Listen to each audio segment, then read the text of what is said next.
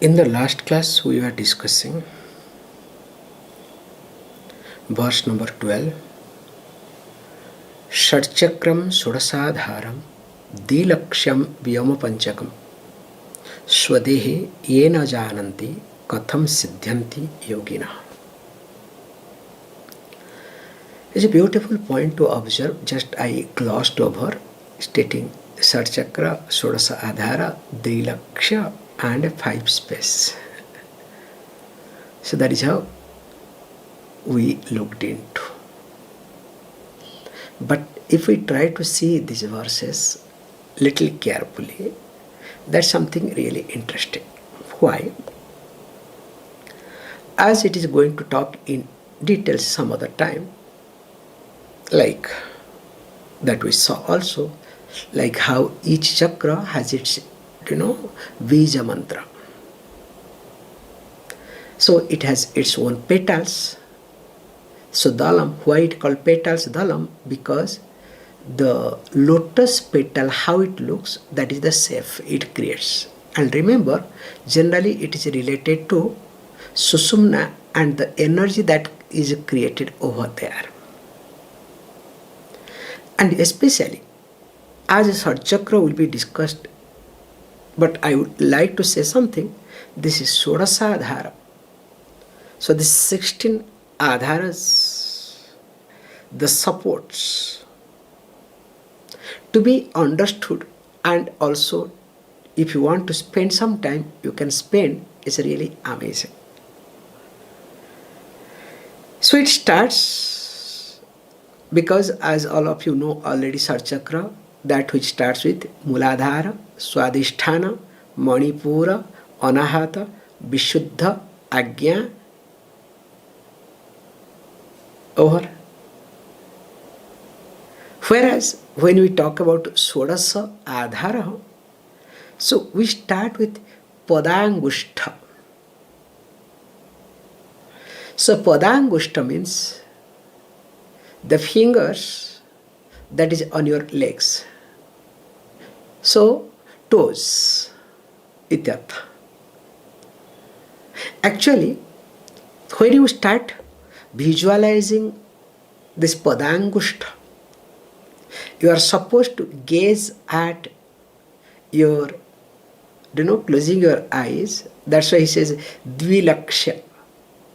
So dvilakṣya is, one is external, other one is internal.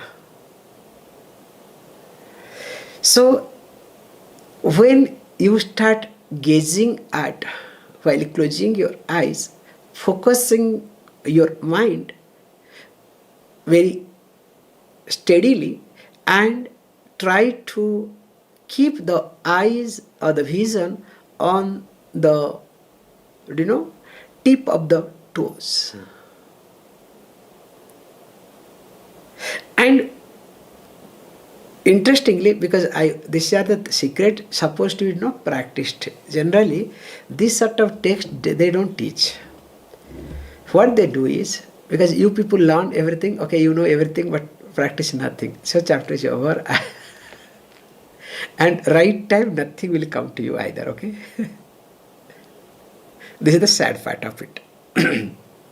However, so when the person that starts focusing on this toes, so then what happens? You will discover your mind will be stable. The steadiness of the mind becomes easier. Just focusing on the prathama-ādhāra, and that prathama-ādhāra is nothing but we saw is paḍānguṣṭha iti. Toes, tip of the toes. And once you start to stabilize, so you will feel the jyoti. So the jyoti here, because once you start stabilize your mind, the energy that is being created, so that energy becomes a flame. In fact, the whole yoga practice is playing with the flame. That's why we say never play with the fire, means never play with a yogi. So whoever is holding the flame, that person becomes a fire called yogi. That's why we say very carefully, never ever play with a yogi with fire, because you are literally playing with fire. That's why when I was taking this text today, I was lost completely. So I have to take the class because I was really, completely I was lost. And this is something really nice to go through. That's why I thought, let me share. And once you do this, what happens is, you will discover that there will be elevation in you. So once this energy elevates, also any moment it will fall down. It's not that it will be always elevated. That is what yogis fall down very fast. Again, they will come up. But luckily, once you have tasted the nectar, it is exactly like Tanjore doll. So you push any time, again it will come back. That is the beauty. In fact, I had a very good access. I was looking at few other people, and especially with the literature in Odisha, we have this called pañca-Cakras, 5 people, that time they were very popular. And among them, even though one Ādhāras, who translated Bhagavatam into Odia, who is very popular in Odisha, but somehow I personally liked, I'm talking about in teenage, not Ādhāras, even though I was reading Bhagavatam, but I liked very much Balaram Das, another person, because who was a great yogi.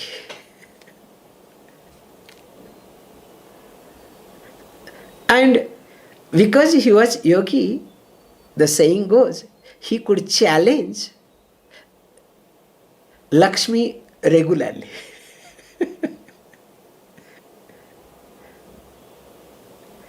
In fact, he used to call her a squint lady, because she had a squint eye, a squint lady.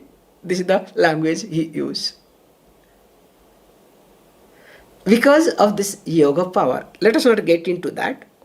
Then once you really develop this, then the next Ādhāra would be called that Mūlādhāra. That's why that name is Chakra, that Mūlādhāra itself.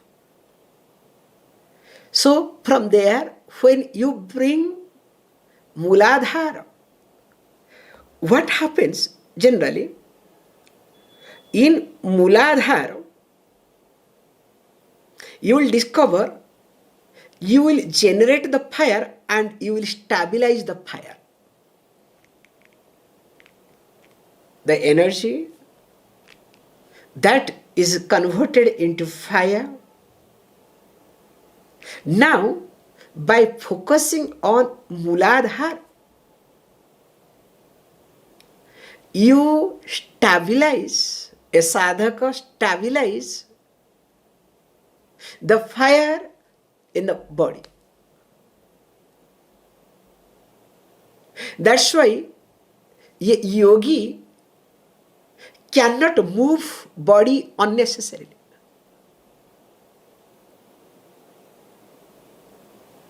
That's why we do not talk Yoga Shastra openly too much, because the topic is as such, the moment you listen to, your mind becomes absorbed, provided if you are ready for it. And once you stabilize, then need to be taken up, goes to third one, becomes Guhyādhāra. So Guhyādhāra, which is little up, there what happens when a person starts focusing on this Guhyādhāra, there you will discover the energy will fluctuate. So there you got access into expanding whenever you want, also contracting. So the expansion and contraction happens there, and you will have chance to mastery over there. So that whenever naturally contraction takes place, you can expand. Whenever naturally expansion takes place, you can contract. It's a very nice thing to observe. And once you know this trick, then what happens in any given situation, you can change your energy the way you want. So that you don't have to depend upon anybody or anything in life. And from there, little up comes little lower than, you can say, your lower abdomen, called Vajra Garbha Nadi. So this Vajra Garbha Nadi, one of the main thing that is there, in fact, sometimes we say that is the place nearer to that the kandam exists. So kandam means the source of energy, which we'll be seeing later on. So this Vajra Garbha Nadi supposed to be most powerful place, and when a person starts focusing on that, then what happens? The person will be able to grow up in such a way that the ahankara will be managed. So that means that sense of insecurity, that without any reason I am being challenged, will not take place. Because my ahankara pops up when I feel, I sense some type of challenges. Now, here, the ahankara, the ego, is being managed. And you allow that energy to pierce. In fact, incidentally, I can say, when this energy passing through one chakra and through the petals, because the chakra is covered with petals, and when it passes through different chakras, it creates a sound. And that sound is Bija mantra of that petal. And physically, either you make it or fake it like that. Even if you don't understand that whether it has pierced or not, whether you could hear the sound or not, but at least visualize, okay, in these petals, these letters are there. That's why when we do matrukanyasa, we try to establish that. So now you understand why the alphabets are being placed in different locations, especially all these chakras differently.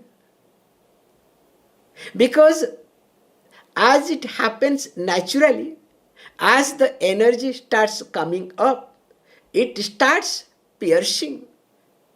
And while passing through one chakra, especially all these petals that are in that given chakra, it makes a specific sound. And those sounds resonates with alphabets. And those alphabets are nothing but called Bija mantra. And after this comes Uddiyana Bandhādhāra. When we make Uddiyana Bandha, what happens? That lower abdomen region. So that is, in that when a person does it, that's why we say, while doing this thing, that's why we say Paschimottāsana is one of the best method to practice every day. In fact, this Paschimottāsana, don't ask me what is Paschimottāsana, okay? Then I'll stop the class, I'll say, okay, Om Purnavadaha Purnamidam, okay?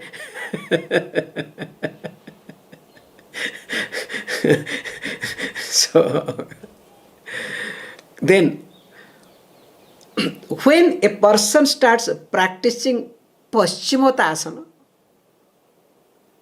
now in that Paschimottāsana, what happens?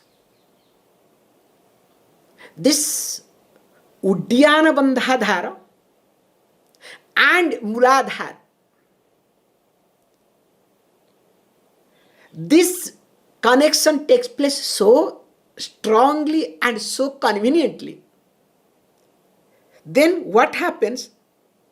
The person definitely will be able to manage the impurities that is in the stomach. Because as long as there is some impurity in stomach, that long the person cannot practice yoga either. That's why we have Sat Karma. And interestingly, when a person practices this Paschimottāsana regularly, you will discover the person's digestive fire will be stronger also. Because whole thing we make sure that hunger. That's why if you take any child to a doctor, doctor will ask the first question, how is his or her hunger? Child's hunger. If the child's hunger is perfect, don't worry. Everything will be taken care in due course of time. So if the hunger is not good, that means something seriously wrong.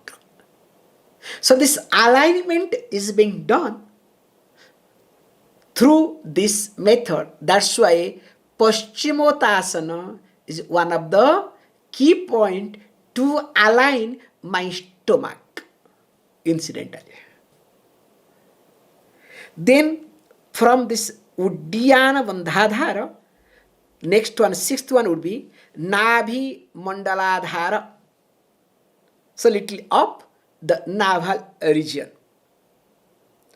So now when you look at here this Nabhi Mūlādhāra, what it does, here generally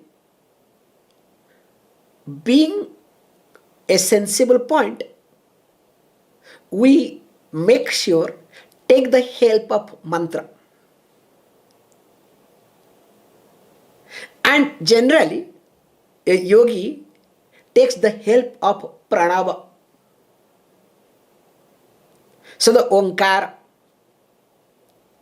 And when it starts resonating with onkara, there, interestingly, the person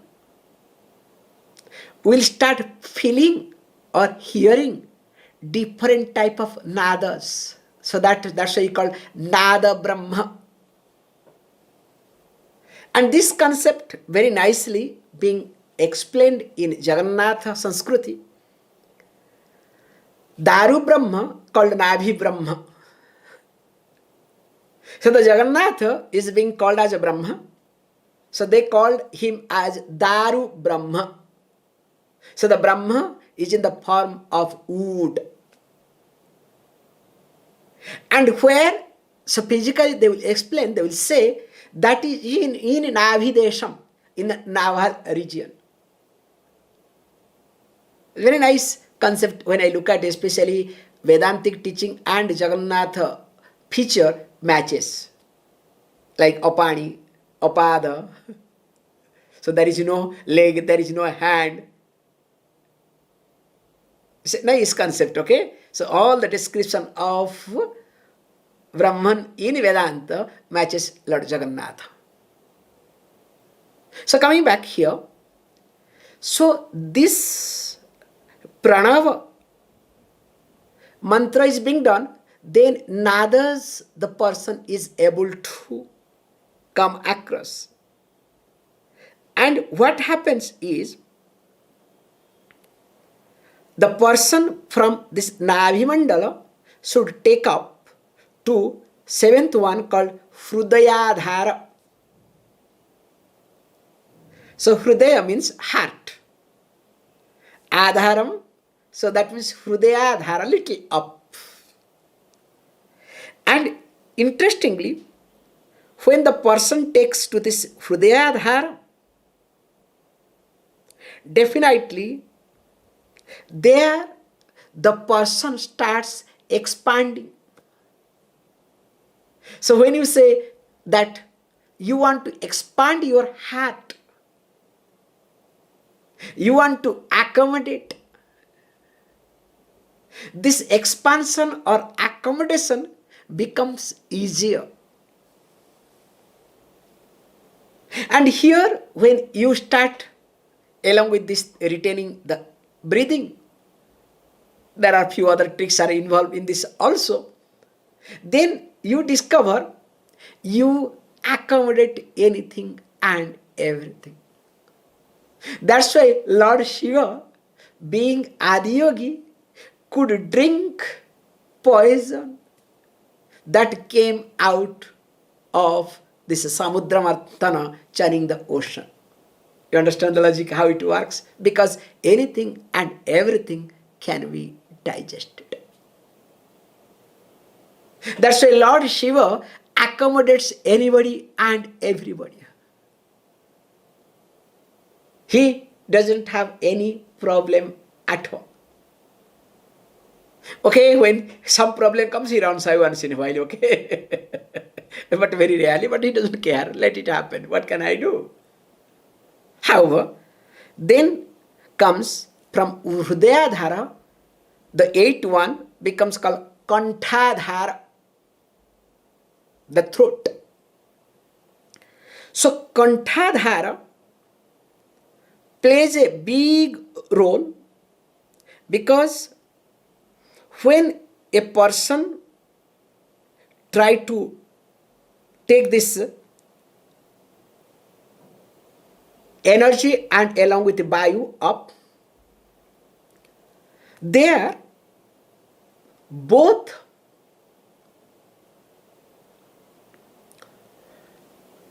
Ida and Pingala, Chandra and Suryanadi, they get joined. And interestingly, that any unresolved issues are there, gets resolved there. Any unresolved issue, this is the effect. So that's why we say very carefully, in thousands of lives, I have millions of, or you can say innumerable life, I have innumerable number of unresolved issues in me. Some of them are in forefront, some of them are not. And it is not possible to address them one after another. Yes, what bothers me, I can address. But problem is, when I address one, I discover another one. It is exactly like, just to change seriousness of the topic, like, Puja Swamiji used to give this example that the person goes to a psychologist, like, I am a cat. Then in front of a mirror, brings a cat and shows, look, this is a cat. Yes. Now can you say that both of you are one and same? No. Then are you cat? No. Then look, me and you, I am human being, you are human being. Yes. Do you understand? Yes. I understood that I am no more a cat. He goes back. Again, after a few days, same problem never comes out. What happens? Again, they brought him back. And what happened? Yes, I understood that day that I am not a cat. Then what is the problem again? Yes, I know that I am not cat, but the street dogs, they do not know that I am a cat. Joke apart, let us come back to our topic. So here, there are innumerable unresolved issues in me. In fact, I would say each unresolved issue creates a disease in me. If I want to put psychologically very carefully, each unresolved issue creates a disease in me. That's why we have this aspect called avishapam, curse. So what is curse? Curse is nothing which I could not resolve. And other person becomes so different, gives a curse. That person, whatever goes through, let us talk the person who is being cursed. Now, what happens is, if the person is not able to resolve that curse, definitely that has to fructify. And whenever curse fructifies, does it create some type of affliction, disease or not? There are many incidents in Puranas and in our day-to-day life. So in short, each of our unresolved issues manifest in the form of a disease. That's why if you have any disease, especially if you go to any homeopathy doctor, interestingly, they will try to find out your family background. Not present day, those who have studied, I have seen in India, first when you go, homeopathy doctor, they will not ask you, who are you, what are you, your family background, what you are allergic, what is not, what is your behavior. They will try to study everything. After that, the water they give, there is no power at all, but it works, okay? And interestingly, this is my version, okay? they keep adding water, okay? And more they keep adding after that mother teacher, more it becomes powerful. And there is a law also, okay? I was talking to one Dr. Swamiji, there is a law. So you have to understand that law. I said, okay, I don't want to know any law. I want to know it works, okay? That's enough. Joke apart. So here, I will be able to resolve, that's the most important point, called in Ādhāra. So from Ādhāra, ninth one is called Mūlādhāra. So the Ādhāra here, so Mūlādhāra, little, inside, where the region starts, the throat. Now there what happens, when I start doing this, definitely there I start enjoying my energy, what we call I start enjoying my amrutam, the nectar. In fact, in that time, the person will not really require for any water, nothing. The moment you just, as though you are, having your nectar, and the taste is so nice, and in fact, that is the amrutam. And enjoys like anything. And from there, the person takes to Jivha Mūlādhāra. So, Jivha means your tongue, okay? So that means here goes Jivha. So, take to the tongue, and again it has got Jivha Adho-bhaga. So the Jivha, where from Jivha comes, the tongue comes. Then also that down below Jivha portion. So both are called 10 and 11. And here, when a person focuses on this Jivha both, the person will be able to resolve all the diseases. And of course, then comes after that Urdha Danta Mūlādhāra. So all the teeth, especially the top portion teeth, so that region. And once a person starts doing that, interestingly, what happens? Now the disease that is being resolved, now the person feels healthy. Because disease removing is one aspect. Feeling healthy means the person is stable, the stability. So the person is elevated.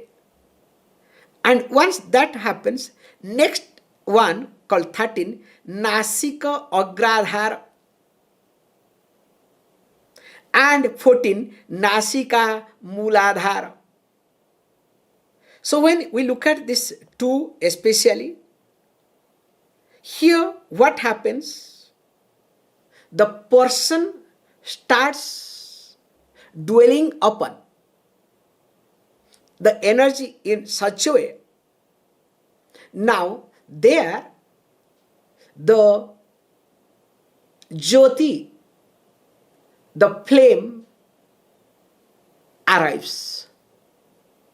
And interestingly, the flame is sometimes different based on the tattva that is associated.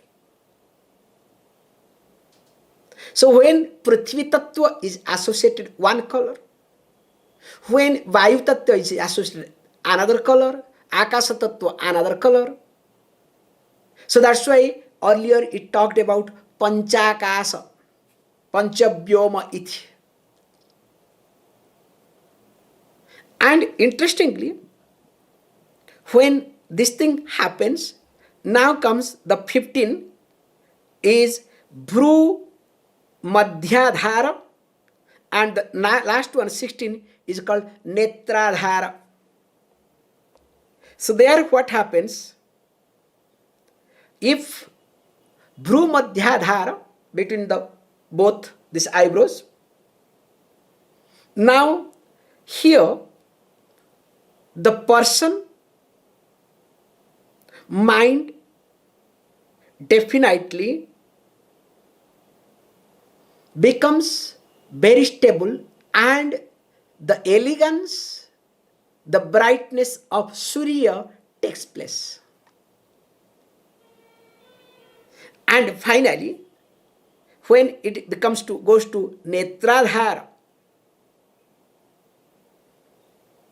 we say very carefully that especially we try to put 2 fingers to make sure, then we'll be able to see this, all the 7 colors.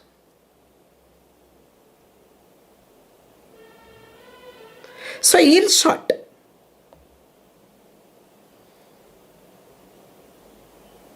when a person knows all this is ṣoḍaśa-ādhāra and starts working with it, definitely the person is able to align the body. Only when body is aligned, mind will be aligned. More of it we'll see.